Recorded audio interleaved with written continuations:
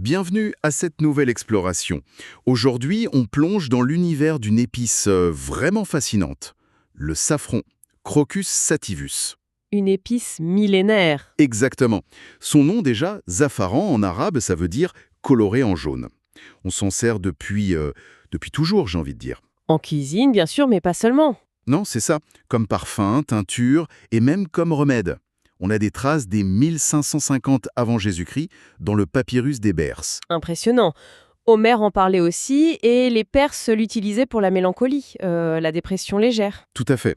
Alors, pour notre discussion aujourd'hui, on s'est basé sur une compilation d'études scientifiques, des papiers qui examinent ses propriétés, les essais cliniques sur l'homme. Notre but, c'est de voir un peu plus clair, hein. Qu'est-ce que la science dit vraiment des effets potentiels du safran sur la santé? C'est ça. On va essayer de décortiquer tout ça et franchement, le champ d'action potentiel que ces recherches suggèrent, c'est assez large. Oui, on va toucher à pas mal de domaines. Système nerveux, vision. Cardiovasculaire, métabolisme.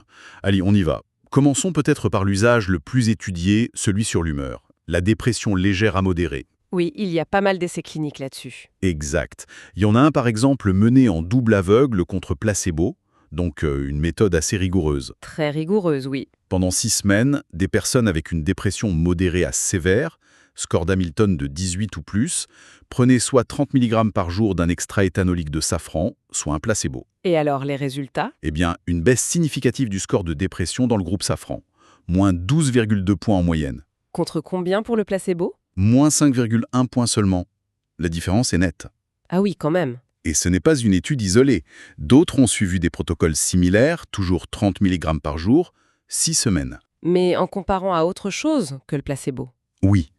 Et c'est là que ça devient audacieux. Ils ont comparé le safran à des antidépresseurs de référence. Comme la fluoxétine, le Prozac. Exactement la fluoxétine à 20 mg par jour, ou même l'ipremulana, un plus ancien, à 100 mg par jour. Et le safran tenait la comparaison? C'est ce que ces études suggèrent, une efficacité comparable pour réduire les symptômes dépressifs. C'est assez frappant. Oui, c'est fascinant. Comment une plante peut avoir de tels effets? La clé est sûrement dans sa chimie. Le safran est incroyablement riche en composés actifs. D'accord. Et les recherches suggèrent qu'ils agissent via plusieurs mécanismes possibles. On parle de propriétés antioxydantes, anti-inflammatoires, ce qui colle de plus en plus avec ce qu'on comprend de la dépression.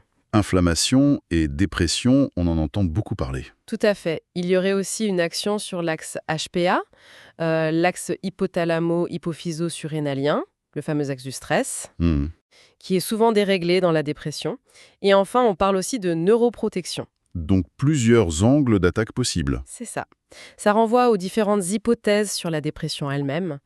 Le déséquilibre des monoamines, sérotonine, noradrénaline, dopamine, c'est l'hypothèse historique. Oui, Mais on explore aussi le rôle des facteurs neurotrophiques, comme le BDNF, qui aident les neurones à survivre et à s'adapter. Il semble diminuer parfois. d'accord. Ou encore cette idée d'inflammation cérébrale chronique. Le safran, avec sa richesse, pourrait toucher un peu à tout ça. Cette action sur plusieurs cibles, c'est intéressant. Est-ce qu'il y a quelque chose de vraiment spécifique au safran par rapport à d'autres plantes anti-inflammatoires ou antioxydantes? Très bonne question. Si les effets antioxydants et anti-inflammatoires sont communs, la spécificité du safran, ça pourrait être la combinaison unique de ces molécules phares. La crocine, la crocétine, le safranal. D'accord. Et comment elles interagissent ensemble, peut-être en synergie avec les neurotransmetteurs ou l'axe du stress. La recherche essaie de démêler ça, de voir quel composant fait quoi, mais c'est probablement l'effet d'ensemble qui est important. Je vois. C'est plus clair. Restons sur le système nerveux, mais passons à la cognition.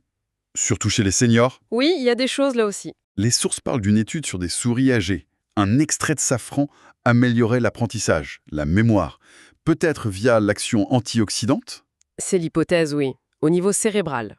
Et chez l'humain, Sur le déclin cognitif type Alzheimer, oui, des essais ont été conduits sur des personnes de 55 ans et plus, avec une forme légère à modérée, comment on mesure ça? avec des échelles standardisées. La DAS-COG, qui évalue la cognition, mémoire, langage, etc., et le CDR, qui mesure l'impact sur la vie quotidienne. D'accord. Et qu'est-ce que ça a donné? Alors, une première étude en double aveugle contre placebo sur 46 personnes. 30 mg d'extrait éthanolique de safran par jour pendant 4 mois. Résultat, Une amélioration significative de ces scores par rapport au placebo. pas mal. Mais il y a une deuxième étude, encore plus notable, je trouve. Ah oui, laquelle? Elle a comparé le même extrait de safran, 30 mg par jour, pendant 5 mois et demi, cette fois non pas à un placebo. Mais un médicament? Exactement, au donépésil, un traitement standard pour ralentir les symptômes d'Alzheimer. Et alors? La comparaison? Eh bien, sur les scores ADS, COG et CDR, dans cette étude précise, il n'y avait pas de différence significative entre le groupe safran et le groupe donépésil. Attendez, ça veut dire une efficacité similaire. C'est ce que les résultats de cette étude suggèrent, une efficacité comparable dans ce contexte précis. C'est assez stupéfiant quand même. Une plante face à un médicament comme le donépésil. Absolument. C'est un résultat fort. Bien sûr, ça ne veut pas dire que c'est un substitut direct, hein. Il faut bien plus de recherche, des études plus larges, plus longues. Oui, évidemment. Prudence. Mais l'idée qu'une approche naturelle puisse avoir des effets mesurables sur des paramètres aussi complexes liés à Alzheimer, c'est très stimulant pour la recherche, oui. D'accord. On quitte le cerveau pour les yeux. Apparemment, le safran intéresse aussi pour la santé oculaire, surtout avec l'âge. Oui, il y a des pistes intéressantes, déjà in vitro, en laboratoire. Quoi, par exemple? Un composant, la crocétine, protège les cellules ganglionnaires de la rétine. Ce sont des neurones essentiels pour la vision. Elle les protège contre le stress oxydatif. Et ça se confirme chez l'animal, in vivo? Oui, chez la souris, la crocétine protège la rétine dommages induits chimiquement. Chez des rats qui ont une maladie dégénérative de la rétine, un autre composant, le safranal, Le safranal, oui. a réduit la mort des photorécepteurs, les cellules qui captent la lumière, et a préservé la fonction de la rétine et même les vaisseaux sanguins de l'œil. C'est assez complet comme protection. Et une autre étude sur le rat suggère même qu'un extrait de safran pourrait prévenir l'apparition de cataractes induites. Et chez l'humain, on a des données sur la vision?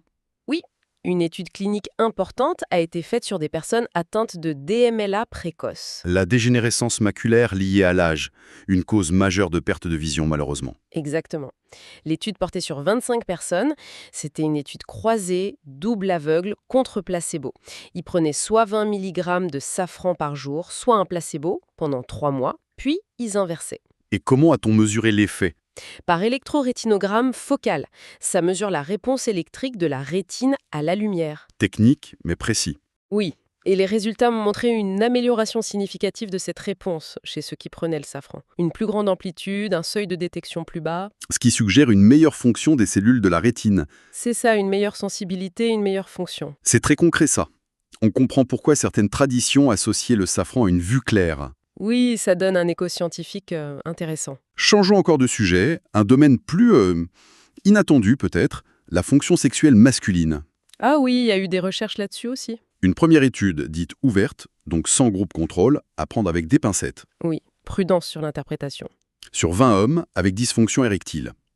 Ils ont pris 200 mg par jour d'un extrait aqueux pendant 10 jours. Les chercheurs rapportent une amélioration de l'érection et de la satisfaction. Ok, une première piste. Et ensuite, Ensuite, une étude plus solide, en double aveugle contre placebo. Elle ciblait un problème précis, les troubles sexuels induits par certains antidépresseurs. comme la fluoxétine, encore elle. Exactement. 30 hommes dont la dépression était stable sous fluoxétine, mais qui avaient ses effets secondaires. Ils ont reçu soit 30 mg par jour d'un extrait éthanolique de safran, standardisé en crocine, Soit un placebo. Pendant combien de temps? pendant 4 semaines. Et le verdict? Le groupe safran a montré une amélioration statistiquement significative de la fonction érectile et de la satisfaction par rapport au placebo. C'est intéressant, surtout dans ce contexte d'effets secondaires d'un autre traitement. On sait comment ça pourrait marcher? Les mécanismes précis restent à clarifier. Oui, j'imagine. On parle d'une action possible sur la relaxation des muscles lisses des vaisseaux, peut-être via le monoxyde d'azote, le NO, Ah oui, c'est un mécanisme clé pour l'érection. ou peut-être des liens avec les effets sur les neurotransmetteurs, ou l'action antioxydante. Mais bon, ça reste des hypothèses. D'accord. Des pistes à creuser? On quitte cette sphère pour le cœur et les vaisseaux. Là aussi, des effets protecteurs potentiels. Oui, plusieurs études sur animaux le suggèrent. Des extraits à queue ou le safranal seul semblent protéger le cœur contre certains types de dommages. Comme quoi, par exemple? Les dommages liés à l'ischémie-reperfusion, c'est quand le sang arrête de circuler puis revient, ce qui peut paradoxalement abîmer le tissu. D'accord. Le safran protégerait aussi contre certaines toxines cardiaques. Et les mécanismes proposés sont souvent les mêmes. Anti-apoptose, limiter la mort des cellules, anti-peroxydation lipidique et antioxydants.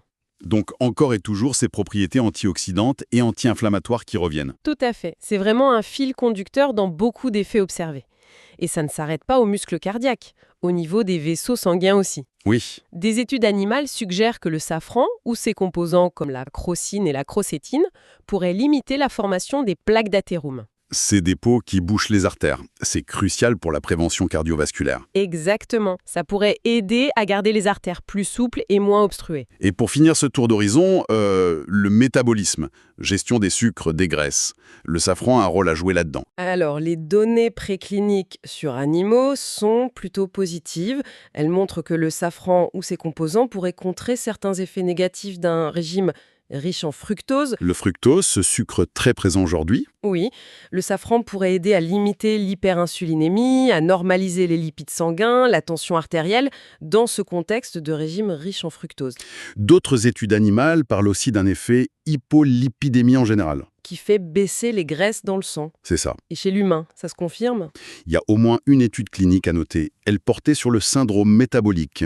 Cet ensemble de facteurs de risque, Surpoids abdominal, tension, glycémie, lipides. exact. Et ce syndrome peut être aggravé par certains médicaments comme l'olanzapine, un antipsychotique. D'accord. L'étude a suivi 61 personnes sous olanzapine, en double aveugle, contre placebo. La prise de 30 mg par jour d'un extrait aqueux de safran ou de crocine pure Oui.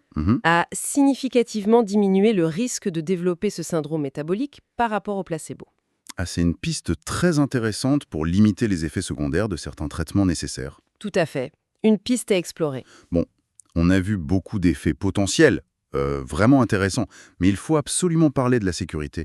Parce que oui, c'est une épice, mais là on parle d'extrait, de doses potentiellement plus élevées. C'est crucial. Et les sources sont claires. À haute dose, le safran est toxique. Il y a un seuil. Quel est ce seuil? On parle d'une toxicité rapportée à partir de 1,5 g par jour. Et la dose létale, elle, est estimée autour de 20 grammes. Ok, alors 1,5 g, 20 g. Il faut remettre ça en perspective par rapport aux doses utilisées en cuisine ou dans les études. Exactement. 1,5 g de safran pur, c'est une quantité énorme. Ça n'a rien, mais alors rien à voir avec les quelques pistils dans la paella. Ni avec les 20 ou 30 mg d'extrait par jour des études qu'on a citées. Précisément. On est dans des ordres de grandeur complètement différents. C'est fondamental de le comprendre. Donc, les effets secondaires graves, ils sont liés à ces doses massives au-delà de 1,5 g par jour. Oui, les sources décrivent des choses potentiellement sérieuses. Troubles de la coagulation, saignement de nez, gencives, paupières, utérus. Ah oui, quand même. Troubles digestifs sévères, vomissements, diarrhée sanglante, sang dans les urines, vertiges, engourdissements, et même une coloration jaune de la peau, un ictère. Plus des modifications possibles, des analyses de sang, de la tension. C'est ça. Donc la conclusion est simple. Il ne faut jamais dépasser les doses recommandées, surtout avec des compléments alimentaires qui peuvent être très concentrés. Et y a-t-il des contre-indications, des gens qui devraient éviter complètement? L'allergie connue au safran, évidemment, ça c'est une contre-indication absolue. Logique. Ensuite, par précaution, comme on manque de données sur la sécurité, on ne recommande pas les extraits de safran pendant la grossesse et l'allaitement.